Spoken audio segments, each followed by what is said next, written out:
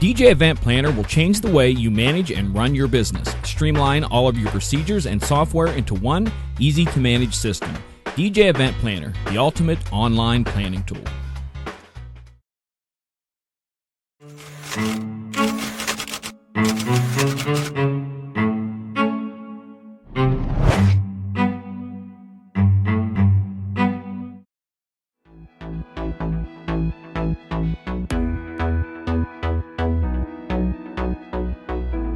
Tonight's DJNTV show is sponsored in part by Electro Voice, DJ Event Planner, ADJ, NLFX Professional, Promo Only, Newmark, and DJNTV Insiders.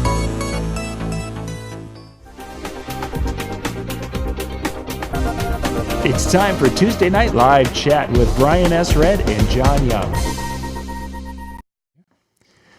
Good evening and welcome to our second show tonight. That's right, it's Tuesday night. We talked to Ben, we got all of our answers, and now we're going to give you the confusion.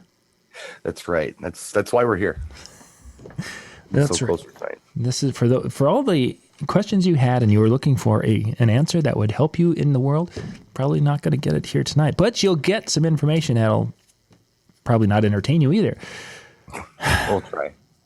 Yeah. So tonight is selecting gear for the gig part 2. Is that what we're doing tonight? Because you've had so many people. You were talking about microphones, and I've seen that people are asking about microphones, and they're asking about speakers, and they're asking about lights. It's like everybody and their sister is wanting to change something or upgrade in their systems, and I think that the discussion, and really I was noticing, is the people who we're talking about buying inexpensive gear. I mean, when you and I first started buying gear, we had to go down to the local corner audio shop or what have you, and we didn't have much for options. Oh, you can choose from PV speakers or PV speakers. Which one would you like?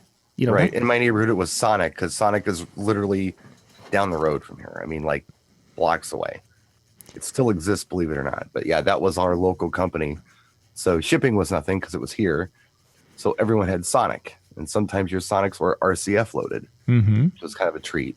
But yeah, Sonic cabinets was the thing here.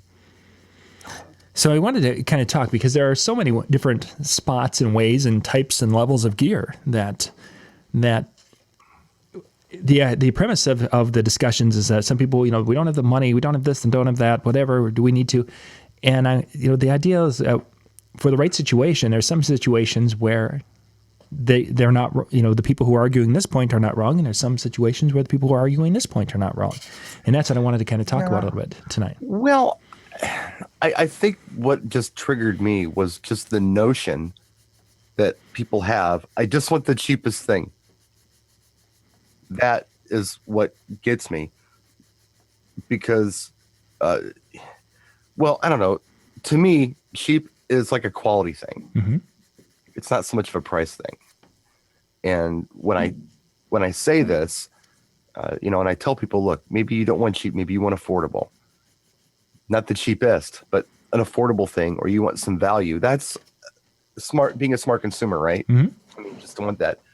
But to just insist on the least expensive thing that is available to mankind is I feel like irresponsible. To just base your purchasing choices on that alone. You need to have more information. Certainly do. Sometimes the absolute cheapest thing available is fine. And did you see the video I did? I got to see a little bit in the phone rang, so I didn't even get to finish. That's okay. I gave an example that I'll show you. I'll take you through the whole thing here. Thank you. Because there's others. I'm sure. A little vlogging rig together here so I can show that off. So, I built this thing here. Yes, you did. Yep. This vlogging rig, right? Mm-hmm. It's a phone. It's this microphone. Yeah. Okay. This Techstar mic. So anyway, the story on this was I had bought a Rode mic that was like $100. Yeah. Yep. Those. Because I heard it was a pretty good mic for $100. Rode's a pretty good name. We got Rode booms here. Mm-hmm. I'll give it a try, you know. So I bought it, and it sounded absolutely horrible. And I thought to myself, you know, maybe I'm just not budgeting enough for a boom mic. So I'm going to look into the other Rode mic they talk about. That's $250. Which is the Rode Pro. I don't have one here, but yep, I've got, that's the one I have. Okay. So I go to do some research on this microphone before I buy it to make sure that I'm going high end enough. Or, you know, I'm spending enough money to get the quality that I want. Because I have objectives. I want decent sound. And every video I saw right away was comparing that Rode Pro mic to this Takstar mic. And they were showing how the Takstar mic actually sounded better than the Rode mic and had better features and had better response and less interference and all these things.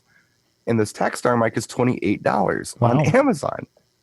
And I'm like, no way. There's no way that a $28 mic is going to beat a $250 mic. But I'm hearing these sound comparisons, and it's undeniable that this microphone sounds better than the expensive one. So I bought it, and I got two of them. I got the one there, and I got the one here on my camera. Okay, sure. My 4K camera. So I own two of them. $28 a piece. That worked out. Where the least expensive thing was the best option in my budget that I had. Now, granted, my budget was several $100s in the end. If needed, yeah. If needed, but I only had to spend $28. Now, is it the best microphone ever made? No, I'm not even kind of suggesting that. I could have budgeted $1,500 or $2,000 on a boom mic. And they are, but I didn't do that. I went ahead and realistically felt like, based on the crap mic I spent $100 on, that maybe $250 would get me what I needed. But that wasn't even good. So I had to go backwards to actually get something decent. It worked out, but that was not a mistake. I mean, that was through some research and some trial and error. I didn't just wake up one day and say, you know what, I'm going to buy the cheapest boom mic I can for my 4K camera. I'm going to buy this $28 microphone based on nothing except price. I didn't do that. So sometimes it works out where the least expensive thing or the lesser expensive thing is the best thing for you. It's the best value. It's a bargain. But that doesn't always work out that way. Certainly not. Continuing on Usually the Rode, it doesn't. Yeah, the Rode mic. I mean, a lot of you have seen that I use the Rode lapel mics with the cell phone. It has a tip ring sleeve. Love that. Well, there's companies that saw my video on that, and they've sent me out their knockoff versions of that. I think I have 3 different ones on the other side there that I've done some video comparison with. And in that particular case, you've got the $70 Rode, and then you've got the $19.99 knockoffs. There is a noticeable difference, no question about it. Now, if you didn't hear the Rode, if you didn't use the Rode, the $19.99 one works fine. Right. And it sounds okay. But if you've used the other, it's a different world. Right. And with it being both ways. Yeah, it depends. I mean, and when you were talking about the shotgun mic, the Rode, that's the one I ended up settling on was the Rode Pro. But there was a Sennheiser that's a step above it that sounds even better. And it's a question of where do you go? I mean, do you spend until you get the top of the line, or do you find what's going to work for that application? And for me, the Rode, I had 3 different shotgun mics we compared to. A Rode, another big, not a Sennheiser, but there was another brand, and it was about $100 one. And then we had a knockoff. And of the 3, the Rode was just hands down, but that was going side to side and comparing them back and forth. And that's the way we went that direction. Well, John, if you got an extra $28 laying around, try this Takstar. Just for giggles. Yeah, it would be interesting to. It'll surprise you. It is so cool. I'm so impressed with it. Compare it to your Rode Pro. Or watch the videos even on YouTube, because there's several comparison videos where they'll go through and say, this is what my voice sounds like with the Rode. This is what my voice sounds like with the Takstar. Right. And it's amazing. Just, wow. It just blows my mind. But that is the exception to the rule usually. Typically, you're going to have to pay up to get something decent. But, a couple things that I wanted to bring up about this since we're going here tonight. The notion of cheap, the vocabulary of, just saying something is cheap. It's a very big phrase in England. They'll say something is cheap and cheerful. Okay. So it's simple is what they mean. It's simple. They say the word cheap so often, and it's really part of the lexicon where it means inexpensive or simple or whatever. But I think there's more to it than that. I think, really cheap is, well, again, I don't believe cheap is so much a price as it is a quality issue.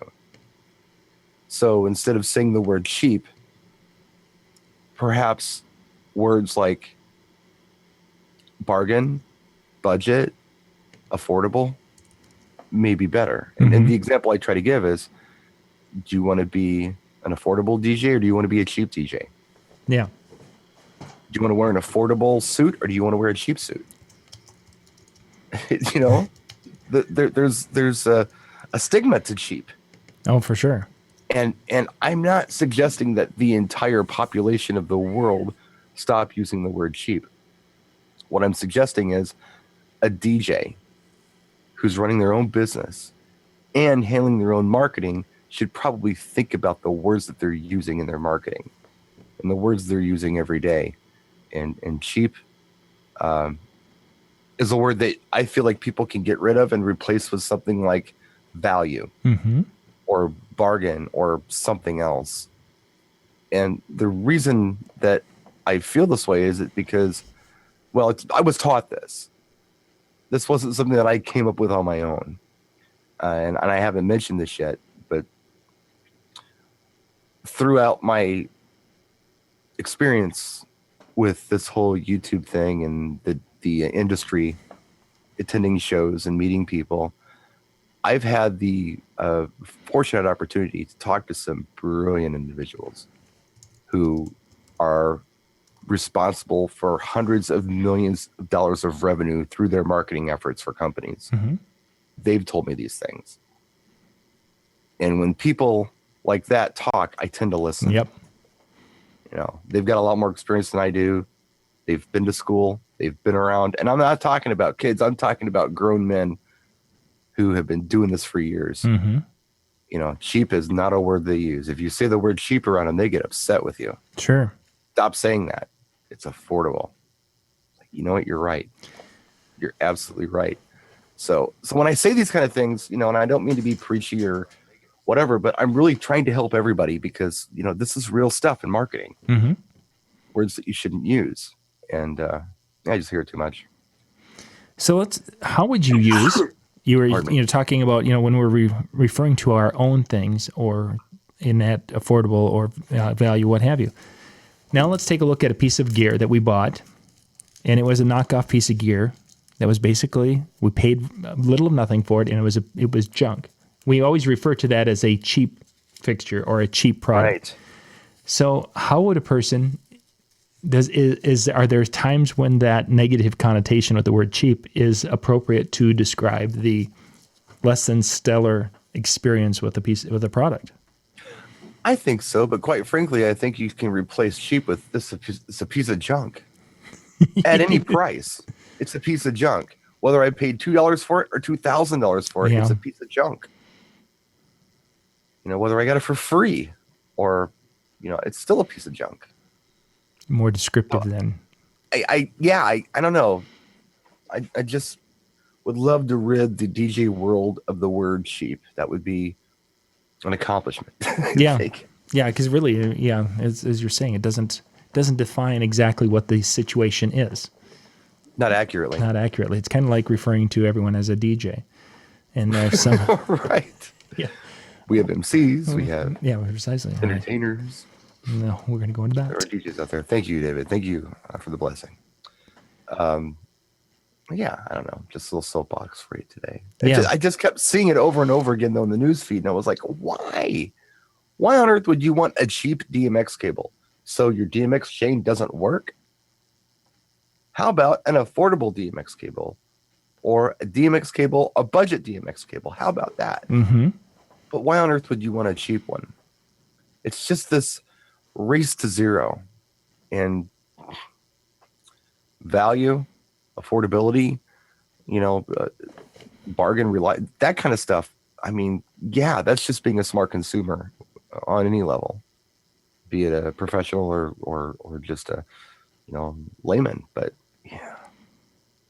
So I did soapbox on that today. I just couldn't see it anymore. I kept seeing it over and over and over again.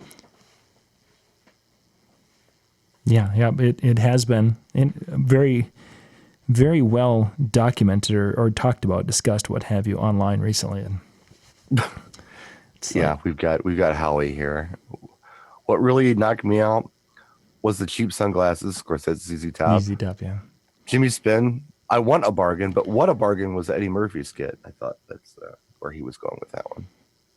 Jimmy likes a bargain. He's a wheeler and dealer when it comes to looking for the deal. Well, who doesn't? I think, but I get excited about it. I think Jimmy takes it to, especially compared to me, he takes it to a whole nother level. It's the thrill of the hunt for him. I mean, this is like the primal side of Jimmy going out into the woods with just a buck knife between his teeth looking for dinner. Except it's on eBay looking for nothing. I mean, yeah, the big misconception that I think that people had on my original post was I was suggesting that everyone should buy premium equipment. That's not what I was suggesting at all. Shop around, get the best price. By all means, make a deal, buy used if you have to, but do some research and just don't buy on price alone. And that goes both ways. Don't assume that just because you spent $10,000 on a PA system that it's going to sound any better than a system that you can spend $2,000 on. Well, there might be a sound quality difference. There might be, but there might not be. I mean, that's all kind of objective anyway. Yeah, it may not be that much of a difference. It may not be an $8,000 difference. Right. And it might be one of those situations where that $2,000 sound system may last you a heck of a lot longer. It's not a guarantee of anything but spending a lot of money. I mean, I have a sound system on the other side right now that is 2 to 3 times the value of what most DJ sound systems would be that we recommend and talk about. And does it sound 3 times better, 4 times better, 1 times better? No. It's just really expensive. And there's no other way to say it. It's just really expensive. There was this book that we got read to us in school when I was probably in about maybe 2nd grade. And it was this kind of rich, dapper guy, and it was, illustrated or whatever. Teacher was reading. It was very, very funny. And the man in the yellow hat. I completely forgot about. This one was hilarious because the guy wanted the most expensive everything. So it was raining. He wanted the most expensive umbrella. Turns out the most expensive umbrella was actually a sun umbrella. And it wasn't waterproof. So he got rained on anyway. It kept going on and on like that. I don't think I've ever read that one. You recall this book? I don't. And I read a lot of children's books. This was a great book.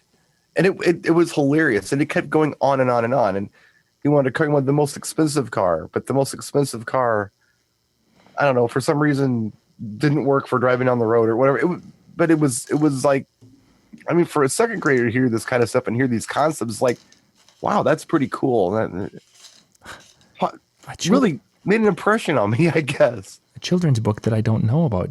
The best or the most expensive isn't always the best option. So that and really rich old guys telling me how to do marketing spurred my thing today. And sometimes those really old guys know what they're talking about. They've just been around, they've got proven success. And when they talk, I tend to listen. If I get their ear for a minute, I like it. If I'm sitting down at a table with somebody who I know, could buy and sell me all day, and I can get him to talk, more.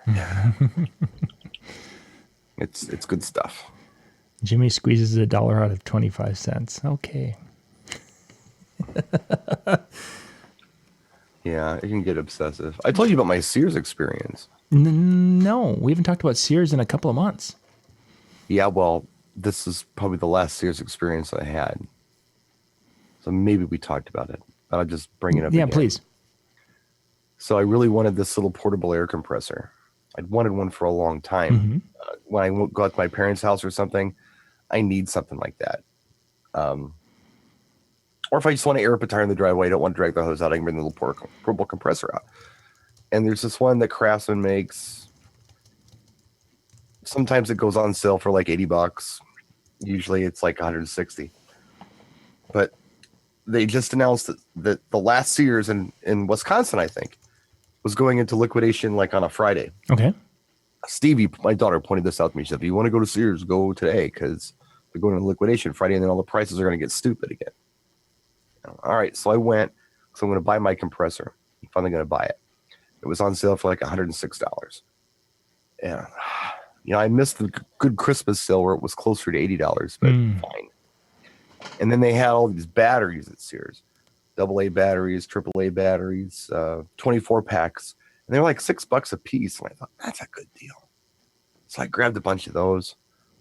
And they had, I think it was like an 18-piece socket extension set, ratchet extension set for like $29. I'm like, you know what? I'm just going to buy it. I'm missing a few of these. I'll just buy the whole kit. And I put it all in the cart. I thought, yeah, screw it. I'll spend, a couple bucks at Sears today. So I go up there and, the same spiel they always give. Are you one of our Craftsman Club members? And I'm like, that's just bullshit. Does it matter anymore? It doesn't matter. I've been giving you my phone number for years. No one's ever given me a coupon or anything. The only thing you've done is put me on calling list to the point where I have to disconnect my home phone line. Well, would you like us to check? I'm like, well, humor me. Sure. The casino's closing. Let's cash it out. So I give her my phone number. She types it in and she looks up and she says, yeah, there's something on here. Do you want to put it towards your purchase today? I'm like, well, duh. It's over. Yeah. That'll be $31, sir. So. You had that much sitting on your... I had that much sitting on there. I had no idea. No, we haven't. You didn't share this part. Yeah. So when it comes to the bargain thing, I'm right with you. And I was more excited about that than anything else. I talked about that. My mother and I talked on the phone for an hour about that. That was just the coolest thing in the world. So I love a bargain too. Yeah. There's no question about it. And that in that case is certainly a bargain. I mean, you've got the quality tools that you were looking for, these specific things you're looking for, and then you got it at a great price. Even Jimmy would be proud of that. Would you, Jimmy? Maybe not. He didn't get it on eBay. So I'm thinking about this. The $29 socket set or socket extension set. If I'd have left that on the shelf, it'd been like $1. Yeah, but you ended up getting what, a couple $100 worth of stuff there. No, well, no. It was probably, I don't know. I got a handful of the batteries. I think. Okay, about maybe 150 then, somewhere in that. And perhaps, maybe not quite that much, but yeah, it was a good deal. Mm-hmm. I was happy with it. Yeah. So I love a bargain too. It makes me happy. Jimmy, yes, Jimmy would be proud of that. Oh, let's see. Look at this. It's 9:24 and we covered it. We did. We covered our topics. That's what we wanted to do. And now we can chat about some other things. Midwest DJs Live is coming up in 2 weeks. Oh, is it? Yep. Okay. Not next week, but the week after. And I'll chat with you more. But unfortunately, Lori and I won't be able to make this year's show. We had something come up. Oh, you're not coming? No. So I'll chat with you off air on why. Yeah. But so I know a lot of you are going to be going and such. We're going to try to do some live shows from there, just to give you guys an idea of what's going on. But it's going to be a great event and some great speakers and such. And really kind of bummed. We enjoyed our time in Milwaukee a lot last year. So. Well, I'll go cover it. Put a press down for me and I'll go cover it. You'll have to be my man on the scene. I'll go be your man on the scene. That would be awesome. It's a long drive, but I'll give it a go. Yeah. Well, of course, it's longer this year out at the casino, isn't it? It's probably shorter. Oh, really? Okay. Yeah, because I just hop on 794 and zip right up there. Yeah. Yeah. it's 7 minutes maybe or something like that. So Scott asked the question, what is the right gear? So the right gear, as we were talking about earlier, that the right gear for the gig, it really is going to depend on your application, and that cheap isn't always the right, expensive isn't always the right. There's levels of quality within, and sometimes you need. My big takeaway from this, I mean, I was hoping the big takeaway from a lot of people from what I had posted on my personal Facebook wall today was that price should not determine your purchase. I mean, that shouldn't be the only factor, whether it be expensive or incredibly inexpensive. This should not be the only determining factor on your purchase. So if you look at something and say, okay, well, this has got to be better because it's more expensive. Maybe it is, maybe it isn't. Or on the other hand, if you look at something and say, hey, this is the cheapest thing, I'm going to buy this because it's cheap. Maybe that's not the right decision to make. You know, you should base your purchasing decisions on more than price. That was my takeaway on this. So educate yourself. You know, figure out what you need. Figure out what's going to work well for you. Figure out what sounds good to you. And, don't base these decisions on price alone. So just as an example, let's talk speakers, and we're going to talk about since we talk a lot about Electro Voice and they're one of our sponsors, we have got 4 different lines of speakers in the Electro Voice family, from ZLX, the ELX 200s, and the EK, and the ETX. 4 different lines of speakers at 4 different price points. And I think one area in which I've seen DJs, if you're going to buy speakers, you buy the EKX because those are the best ones, or ETX because those are the best ones. Yet I know dozens of my friends, and they could go and get the inexpensive speakers, the ZLX units that are a little bit more basic at some things. Those speakers would do everything they ever wanted. And if I'm not mistaken, I think Howie, you have a pair of ZLX that you use quite often. Yeah, they're a nice cabinet. They sound very good. They cover most events very, very well. And that's a prime example of a situation where the right gear for most DJs might be that speaker, or maybe that they don't need to have the ETX because they don't need to have the delay. They don't need to have the cardioid capability. They don't need to have all these different things. So really making the intelligent selection on what's going to work for your application will help really decide what is the right gear for the gig that you're doing. You remember the children's book I was talking about? The most expensive is not always the best. Mm-hmm. So let's say this character, we went into the speaker world, and this character went into the shop to buy equipment. So I want the most expensive Electro Voice speakers you have, and maybe in the the portable audio line, that would have been the ETX that they happen to have in stock. Mm-hmm. So they give him the ETX 15 top and the ETX 18 bottom, and then this particular gentleman goes to DJ a wedding reception, and everyone's ears bleed because it's too much. Mm-hmm. So that's unwise to try to go too big. You need to fit once you determine that you're comfortable with a particular brand or line of speakers, you need to figure out what you really need for what you're doing. I mean, it's important. If you're doing school dances of 1,000 kids, yeah, maybe the ETX are going to be really nice for you. But if you're doing wedding receptions of 150 people, there are other options. Maybe the EKX, maybe like you said, the ZLX, mm-hmm. or get the Evolve 50s. Those are amazing. Yeah. But yeah, you need to base your purchasing choices on more than price, be it high or low. Mm-hmm. Yeah, I Very mean, important. as they're pointing out in the chat room, Jimmy mentions the RCF are good. For those of you who aren't watching, you can't see the chat. And there's different price points. Yeah. Some of the RCF, they've got that more of an entry level line array that they're coming out with. They've got their wood cabinets that are a little more expensive with the Evox systems, and you can go up into some huge things with them. But what is the best one may not be spending that much money on that particular set of speakers because you may never need that level of capability. The best one doesn't have to be the most expensive.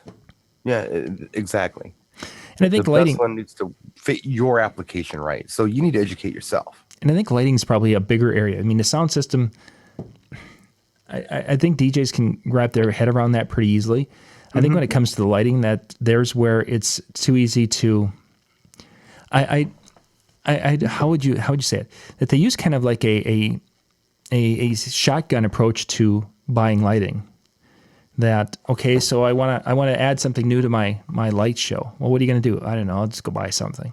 I'll just go buy. That's how we used to do it. I mean, but I'm hearing these things today. Back when it would be like we'd go to the store and it's like, okay, what's the new light?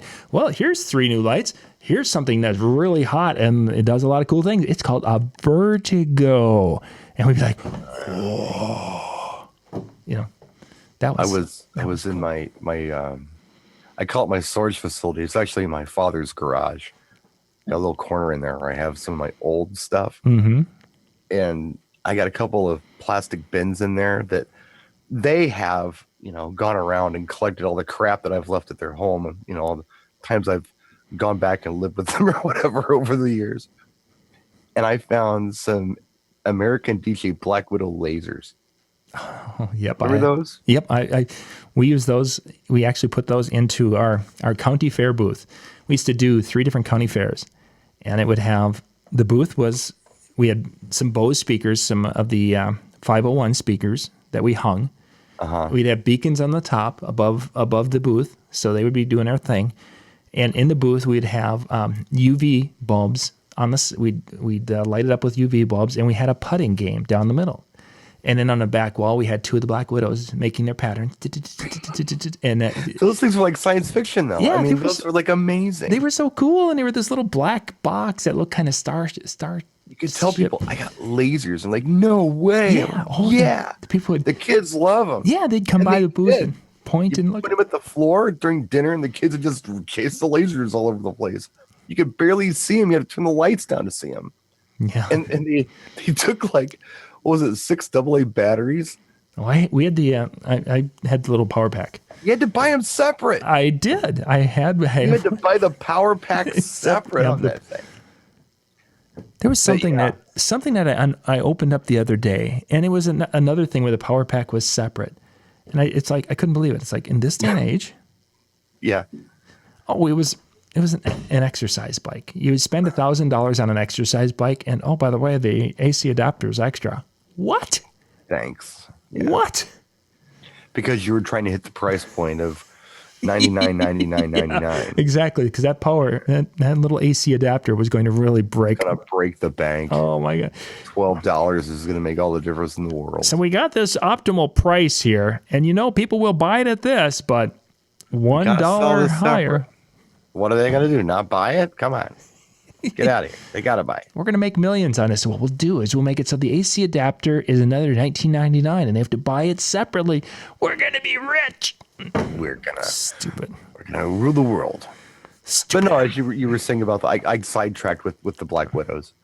But yeah, with the lighting and such, that's an area in which people like to jump in and really aren't looking at the type of events that they do. And I think the area where it becomes the most glaring is when you have wedding DJs, and there are some things that lighting that's more apropos for a wedding, and some of the lighting that isn't, that doesn't fit. And yet they're like, oh, I'm just going to add something. Well, what are you going to add? Is it going to be something that fits your wedding? I don't know. I like dots. I'm going to buy one that does this. Blah, blah, blah, blah, all over the wall.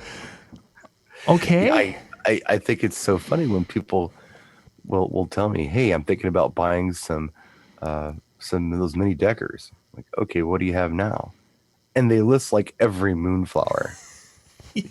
They've got big doubles. Like, we got 2 Vertigos, we got 2 Aggressors, we got 2 Revo 3s, we got 2 Revo 4s. We're gonna add some mini deckers to that. Wow. Yeah, you needed more jewels. So yeah, what complements each other? Is kind of the question. And again, like the mini deckers or some of those lights, you can buy those very inexpensively. But ultimately, for the events you do, if I'm a wedding DJ and I want to be viewed as a mid to upper level quality or what have you perceived as that, maybe having spinning lights that are going like this all night long may not fit the type of the way I'm representing myself.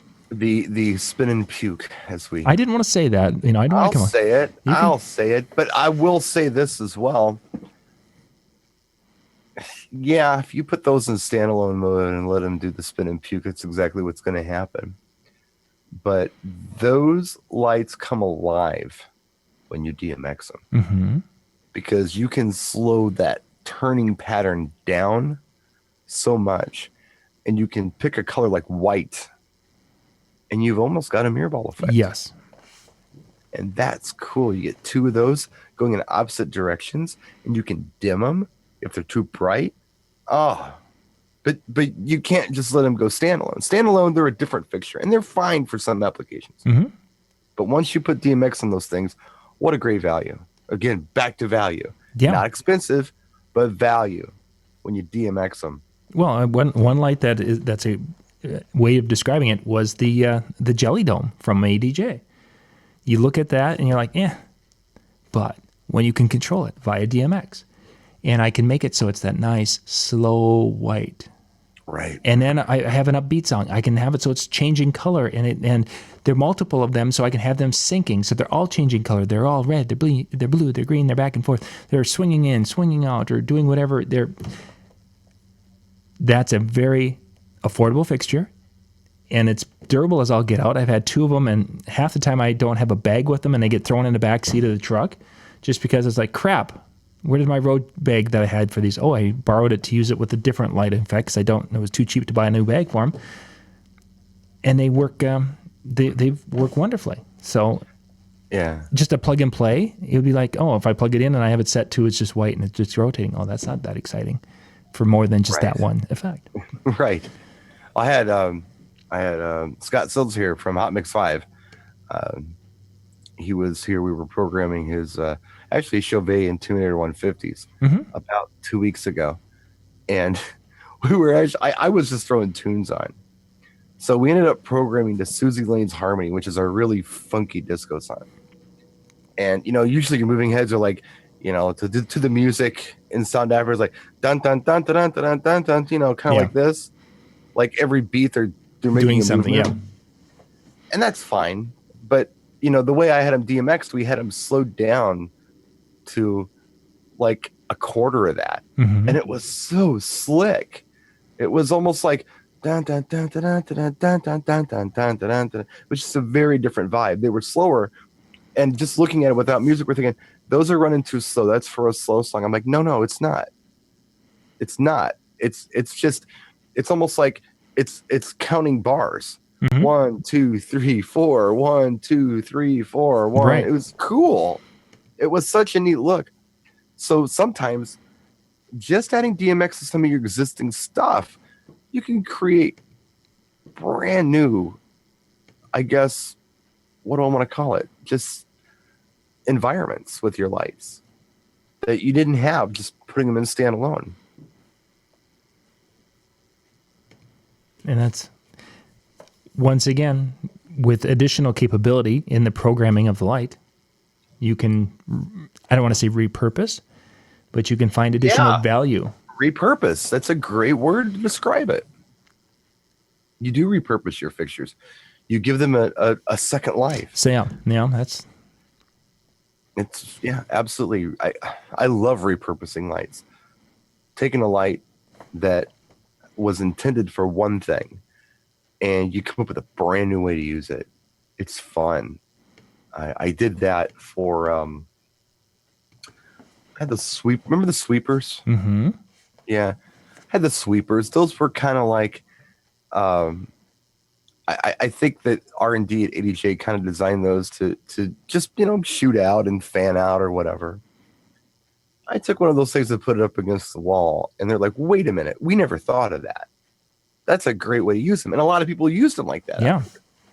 It's an uplight effect. It's a fan effect. It's like an explosion behind the DJ. It was such a neat look. Yeah. And I was so done with the light, but that was a cool way to use it. Easy. Just stick it on the floor. Done. Yep, I remember that. I remember seeing that one. Yeah, it was a long time ago. It's one of my greatest hits, you know. Actually, after that, I think I took the same. I had one of those, and I took. Actually, I think they had a 4-pack of the. I don't remember now. No, it's been a long time ago. Goodness gracious. Yeah, I'll do that though. I mean, there are times like now because I've got shipments coming from product from EDJ and from Bespeco as well. And you know, I've got this lull though. I haven't had any real new product in here besides some video equipment and some of the stuff that I've just kind of built my own since I think, oh boy, probably February when I was doing the remodel in here. Yeah, I was going to say it was before that. Yeah. So what I've been trying to do is just be creative with what I have. And sometimes that's, I feel like when I have the most interesting videos, when I'm revisiting things and figuring out new ways to use them, it's a good time. And, you know, there's stuff coming and I'm almost bummed out that there is because I would love to just take the time, go back into storage, pull a few things out and just stare at them and say, how could I use this thing? Even if it's discontinued, who cares? How could we use this in a brand new way that we haven't talked about? That's fun. So I love repurposing, be it DMAX or whatever. Lucas mentioned here that old school lights are scary because of the amount of power they consumed. And I've just thinking about that yesterday, actually. I was going into the shelving and I was looking for a tote and there was one down on the bottom and I pulled it out and it was full of the old ADJ Megastrobes, which were like a 1500 watt bulb in those things or something huge like that. And of course I had four of them in there. So when we used to run those, it was almost each two per breaker type of thing. Right. Because they were such power hogs. But were those things cool? Oh, could they light a gym up? What are you going to do with it though? I mean, know. I've been in a tote for probably 7, 8, maybe 10 years. Right. You could donate them to like the church for Halloween, like they celebrate Halloween. I don't know. I know. Yeah, I do. I really don't know. They want to do a lightning storm during the nativity scene next year because it rained on that day, according to the book of Fred or what. I don't know. But what do you do with it? What do you do with the stuff? I mean, that's the big question. How many of the high school ones that? You've got that, and then next to it was some of the big UV cannons, the 400 watt UV cannons that weighed like 40 pounds.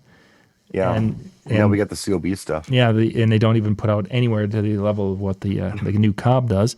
Yeah, I've got 2 of those sitting right next to it, and then you're getting into all the par 50, I think par 58.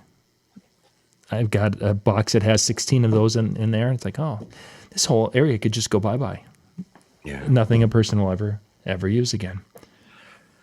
Yeah, I've done a lot of liquidation here. I mean, but you know, I don't have anything that's not LED. I don't think everything is LED. I can't think of anything that's not. I'm thinking hard.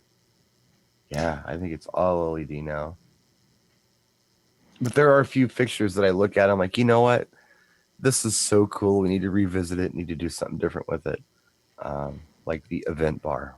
I love the event bar, but I don't know that I ever even scratched the surface on that thing. Do you remember the event bar? Oh, it's been a while.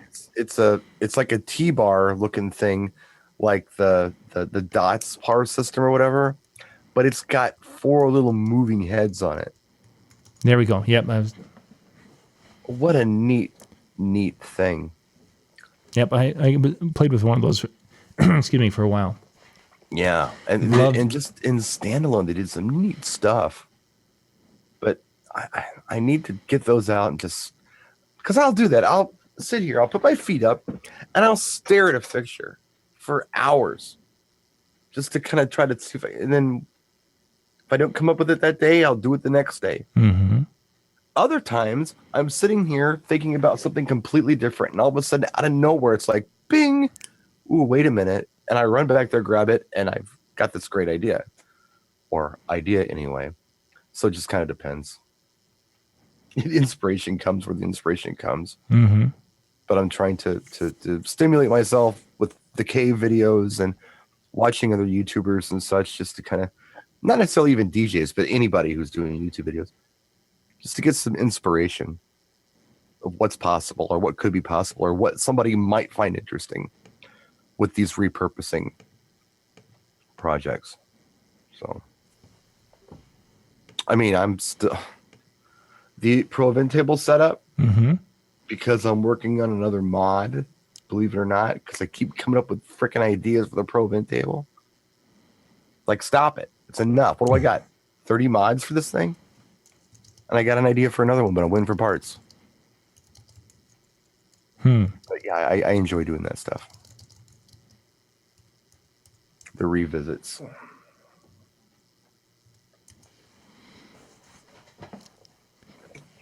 Talking about selling of lights. That was at Lori's garage sale last summer. Was one of the big things. Is like, here's a box of pin spots. Go, take them away. Get them out of here. Yeah, I don't have any room. Yeah, boy, I make things disappear sometimes. They just have to go. Yeah, it's much. You know, that Jimmy brings up an interesting something I haven't thought about in a minute. Halogen lights, I call them egg cookers, and they were hot. So for you young bucks out there, back in the olden days, when we used to show up at an event, the first thing that we used to do is try to identify two separate power sources that were possibly on two breakers, because you wanted to run your light show on one breaker and your sound system on another. Best case scenario. It was going to help prevent flipping any breakers. But it got worse because the lights got hot. And at the end of the night, when it was time to tear down, you had to tear your PA down first because you had to let your lights cool down before you could take them down. Imagine having to wait 10, 15 minutes to touch a light because you'd burn your fingers otherwise. Yeah, some of those were so hot. And we never sued anybody over this. We could drink our coffee and not have to sue anybody. It was weird. Wasn't there that's how it was. You let this crap cool down before you touch it. Don't touch the stove. It's hot. Yeah, we had to do that. There was one light fixture. It was like a mirror ball effect. You know, when the dome the ball that sits light, but it had a 300 watt halogen bulb in it. I want to say Sunray sounds like it was what? Sunlight? Something like that. I don't remember. The Sunlight was the canister that turned around with the stripes on it. Yeah, no, it wasn't that. It was a ball here. I was just trying to see if ADJ. Yeah, it was an ADJ light. Yeah, they've got a little Sunray, and it wasn't that. I mean, this had a 300 watt halogen bulb in it. And I had two of these because I wanted to have this really cool effect because we were doing outdoor street dances for that season, and I wanted to have this super bright beam mirror thing going, or like a mirror ball effect going on. So we bought two of those. So we had those, and then we had we wanted to run 4 vertigos. We ran those mega strobes in that. Then we would have we had 8 of the 300 watt par 50 58s. Trying to think of what other things. Oh, and then I had 4 Martin 812s. That was that light show. Wow. You were trying to find 4 circuits for that light show. Oh, sure. Because there was just no other way, because the strobes needed 2. Those two Sunrays, they each needed their circuit for them because they would get so incredibly hot, and it was cool. And then of course we had a fogger with it, so we could blast fog all day long. We purchased one of the first Martin foggers that was in the DJ realm that was basically continuous. You filled the jug up and you could just pump that stuff through there and it would continue to fog until it was empty.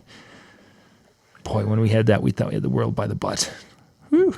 You know, I was thinking about something the other day too when I was programming some lights. You know what?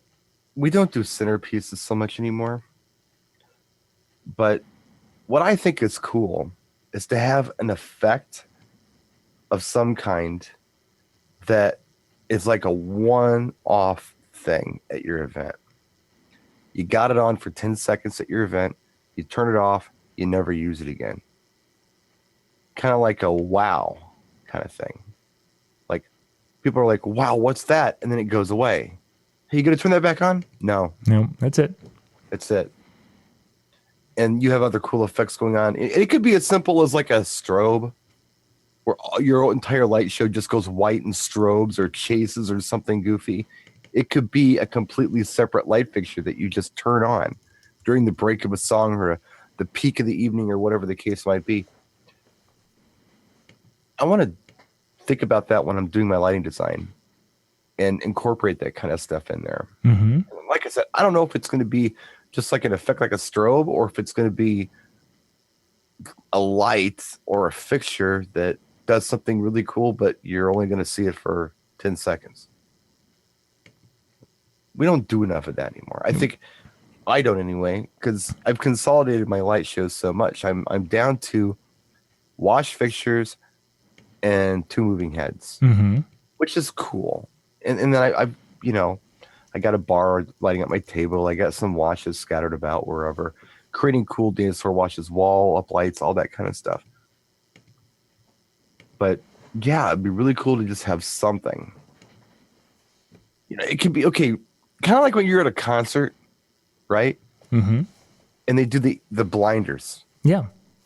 Just they flash the blinders at you during like one song, and they never do it again. There's four little drum beats at one spot, and that's where it's like, whoa, and that was it. And well, maybe they hit you again right at the end of the show or something. But yeah, I don't know. I like that. It's a cool thing, and it's just really kind of difficult because we want to. If we're going to invest in lights and we want to find lights that work for our gigs, we want to make sure that we can utilize those lights throughout the thing. So unless we have one aspect of the light that we have a moving head, but all of a sudden we move those moving heads to the front and center, and then we have them strobe. We want to use our moving heads all the time just because, we paid for them. And we don't have duty cycles now. There's another word that people don't know, what duty cycle. Yeah. I like my washes. I want to use those washes all the time. But you just use them different.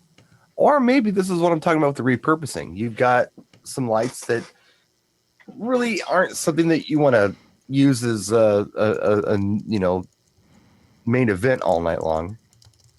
But maybe it would be cool to reserve those lights for that 1 or 2 off throughout an evening as a repurpose. Mm-hmm. Maybe use them in a new way. Maybe just at one point of the night, everything just goes green in strobes, or I don't know, something. Just I like that, and it's one of the cool. I think it's a cool concept. And we go back to the DMX control with our favorite little iPad device. You can do that. You can set up that scene that does that one particular thing at just that exact moment. You're like, woohoo! Look at this. Right. Like you've got one scene where your heads just go straight forward and blind the crap out of everybody in a white. And then all of your what? You're looking at me like I'm crazy. No. I'm sorry. I'm looking down here. Am I? No. I was following the chat room. You're good. No, but you could totally do that. You could create a scene where your heads just go front and center. Mm-hmm. You like blind everybody, like get hit by a truck, strobe, and then you turn that effect off, and that's the only time you should. So you're not limiting yourself. You're not bringing an extra fixture, but you can do those cool one-off little things. Howie mentions simulating the flash bulbs going off with the movers, and yeah, you can definitely do that. Finding that, the proper macro in my Z4s are my favorite little moving head fixture. Set them to a wash. Find the macro that has the moving head going around and doing its thing, or I can set it up, and draw the little diagram of what I want it to do, and it will. Find the strobe, white, boom. That would be cool. The event bar, as Rob said, the event bar would be a great spot for that. Yeah. My biggest with the event bar when I was playing with it, and I don't have it out here anymore. One of our DJs took that to play with. Is that when you have that, and you're like, oh wow, if I could only add this, and this light to it, and make it kind of a that ultimate little light show like you were talking about, but you can't find 10 DJs who are all 10 are gonna say this, and this light are the ones to go with it. I might like these 2, and then you might like these 3, and then someone else might. Just going back to that event bar, I need to stare at it and figure out how to incorporate it on the Pro Event table. Mm-hmm. Or perhaps the Pro Event I-beam. Especially with DMX control. You could do some really cool things with that. Oh, yeah. But like I'm saying, breaks and songs. Mm-hmm. Just make something different happen. Just pow. Not all the time. A time or two a night. I don't know. Just thoughts. Maybe I'll build something like that this week. Just a light show, just to kind of give an example. Mm-hmm. Where I play a beat and play with the lights and show what can be done with different shows that you create, or even the different scenes that you create on the DMX bridge, and how you can use it. That might be a really good video. Yeah. I can shoot it from the audience's perspective, so I'm not behind the booth. Mm-hmm.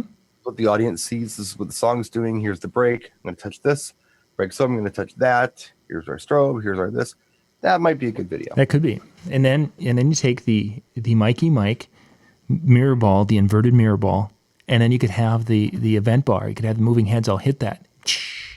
Oh, that look awesome. I got a regular mirror ball down here, and I can smack moving heads on that thing. That would be really, really quite cool. Blanca made me incorporate one into the design of the dungeon. We've got one sitting right above where Michael practices his DJ things. On the other side, there's a little 12 excuse me, an 8-inch mirror ball up there. So then we got a 16 over there. Oh, living in a big time there. Of course, with the dungeon ceiling is a little bit lower, so it's got to be it's next to the laundry room door, so it's not anybody's way. Not in a way. Yeah. There's a stack of FBT stuff underneath it. So the event bars, I think they're still selling the event bars. Yeah, I think they are too. Yeah, I think because I think there's an event bar Pro yes. Is what event bar Pro, and I don't believe it's discontinued. I had discussed the event bar with somebody over at ADJ a while back, and they had some ideas for it. I didn't get a follow-up on it, but I got excited about what their ideas were. Mm-hmm. Little things they wanted to add to it. Yeah. Or add to the package, if you will. Yeah, and I think the ability to, as I was looking at the event bar, the ability to like put a couple of wash lights on top of it, or to have a pass-through. Because I don't think that had pass-through. Were the two. I'd have to look at it. I don't remember. I know it had a remote. It had a foot control. Yeah. Yep. And then of course full DMX capability where you could control all four in essence in a pattern, chase, what have you. They did neat stuff in standalone though. Mm-hmm. They did. I never DMX'd them. I wasn't into doing any of that at that time. And I'm going to have to do that awesome. now. We're talking about it. I'm going to just get really curious and do it because I'm wondering if in DMX mode there aren't some cool macros you can play with. Some of the built-in programs. I wonder if you can access them in DMX. Oh yeah, because they were good. Mm-hmm.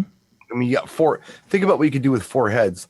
They were like doing the wave together, and there were all kinds of neat stuff you could do with them. Yeah, they had a lot of built-in. Just did it, A lot of very very sophisticated standalone programs.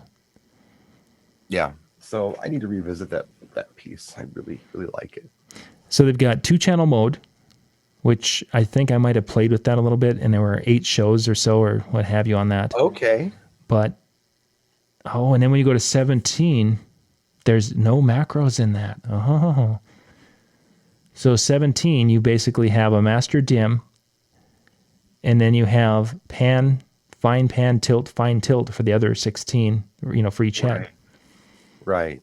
But in 2-channel mode. Oh, wait a second. Okay, so there's 17. Now I'm scrolling down. Now there's a 20-channel mode and a 22-channel mode. 25. Okay, how many channel modes are? Okay, 25 is the 25-channel mode is the most, and that's where you get into some specific. Well, you got the same shows that you had in 2-channel mode. We're sitting here talking about one light. It's hilarious. One light, but it's fun. I mean, that's the light that I'm curious about, and then I when I was redoing everything, I kept going back into the storage and I kept seeing it. I'm like, when I'm done, I'm going to pull it out. Mm-hmm. So now I think is the time.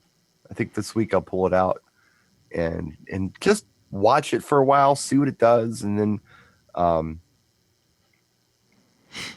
kind of get familiar with it again, and maybe try some DMX stuff with it. I bet if this would come out as a new fixture, because this is about 4 years old now, I think. Yeah. If this would come out, I would say that because of the macros they've come out with the Pocket Pros and the Z4s and such, the whole Pocket series, Pocket series, they would come out with macros in here that would be, and not that they've got a random show, they've got eight selectable shows, but I bet they would really come out hooking that up to the DMX that bridge.